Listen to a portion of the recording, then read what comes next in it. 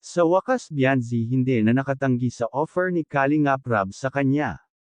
Edo natutuwa sa naging desisyon ni Bianzi. Bago ko ipagpatuloy ang maiksing reaction video na ito, hiling ko lang na patapusin ang panunood nito para malaman ang nilalaman nito, at kung bago ka pa lang sa munting channel na ito, paki-subscribe para lagi kang updated sa video ng mga Kalingap.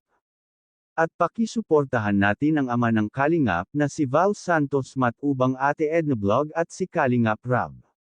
Isang mapagpalang araw sa inyong lahat mga Kalingap, at shout out nga pala sa patuloy na sumusuporta sa aking YouTube channel, lalong-lalo na sa mga viewers natin na walang sawang nanunood at sumusuporta. Salamat.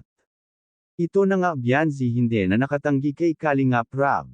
Sa wakas tinanggap na nito ang offer ni Kalingap Rab sa ayaw man nito o gusto. Dahil nga kumpleto na ang pera na pampagawa ng brace ni Bianzi, ay hindi na ito nakatanggi. Sa susunod nga araw ay sasamahan na si Bianzi ni Kalingap Rab para palagyan ng brace ang ngipin nito. Ayaw nga sana ni Bianzi na ipagawa ang ngipin niya dahil gusto nito ay magkaroon na ng sariling bahay.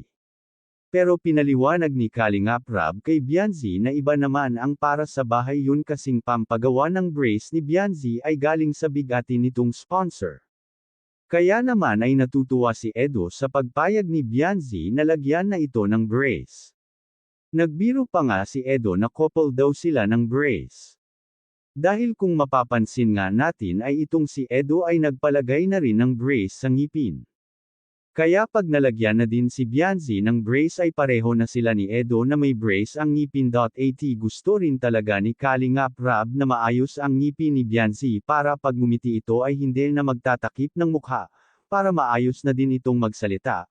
Kung mapapansin kasi natin ay hindi masyado nagsasalita si Bianzi dahil nahihiya nga siya sa kanyang ngipin na baka makita ito.